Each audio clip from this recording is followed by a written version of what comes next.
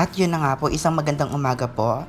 At on the way tayo ngayon sa Agra, Taj Mahal, India. Ayan, so excited po kami dahil alas 4 pa lang ng madaling araw ay nag-prepared na kami para pumunta dito. So ayan po, on the way po kami from New Delhi going to Agra is about 3 to 4 hours. So dapat talaga maaga kayo para hindi pa mainit ang panahon. So ayan po, ayan. So, hindi pa siya mainit dyan. So, kailangan syempre, dahil may sari na tayo, nakabili na tayo ng outfit ng India, dapat turnuhan natin ng shoes. Napakamura ng mga shoes dyan. So, ayun po, nakapasok na po tayo sa Welcome to Taj Mahal West Gate. So, ayan na nga po, nakapasok na tayo. At syempre, nakapasok tayo, kailangan nating bumili ng ticket.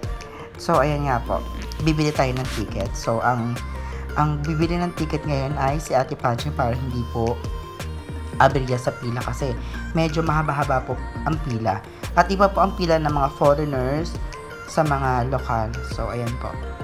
So, kailangan pipila tayo ng maayos. Susunod tayo sa kanilang rules para masaya at hindi po tayo mabulaanan. Ayan. So, ayan po. Bibili po tayo sa bilihan ng ticket. Ayan. So, ang Taj Mahal po ay isa sa mga halimbawa ng Mughal architecture kung saan pinagsama-sama ang mga estilo ng Islamic at Persian, Indian at Turkish. Ayan na po siya. So, nakapasok na po kami sa loob. So, ayan na po. Ang paligid niya ay napakaganda. Ayan po siya. O, sige po.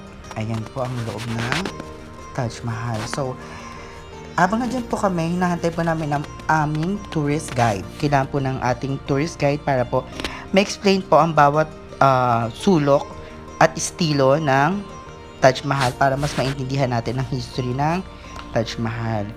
Ayan po. So, pakinggan po natin ang kwento ng ating tourist guide. So, ayun nga po, hindi na po naikwento ng ating tourist guide kung ano po yung mga history niya. So, ako na lang po ang magkukwento kasi hindi po na-dub ang boses niya dito. So, ito na yung Taj Mahal ng architectural crown jewel ng India. 350 taon na ang nakakaraan. Isang makapangyarihang pinuno bilang alay sa kanyang asawa. O, 'di ba? Napaka-sweet ng ng emperor ng Taj Mahal. Binubuo ito ng mga kahangahang ivory white marble at mausoleum nito na matatagpuan sa Agra, India. Ayan na nga po yun.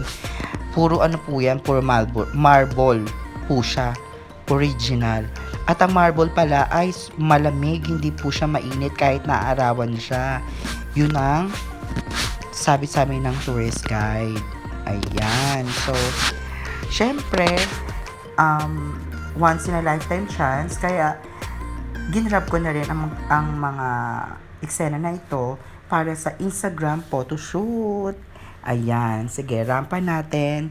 Iikot, rampa, slow motion. Ayan. So, Taj Mahal, Agra, India is UNESCO World for the history of the region in the succeeding period. Ayan siya. 'Di ba? Taj Mahal is breathtaking white marble and the emperor name is Shah Jahan and his beloved wife is Mumtaz Mahal. So yung Taj Mahal pala ay pinangalan din sa asawa ni emperor.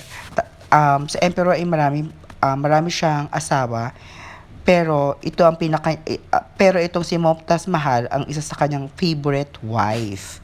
So ayan po ang history ng Taj Mahal sa kwento ng ating tourist guide.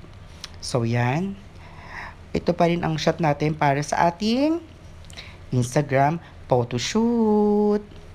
Ayan. So, rampa. And next. Next, ano po tayo? Next, Musileo.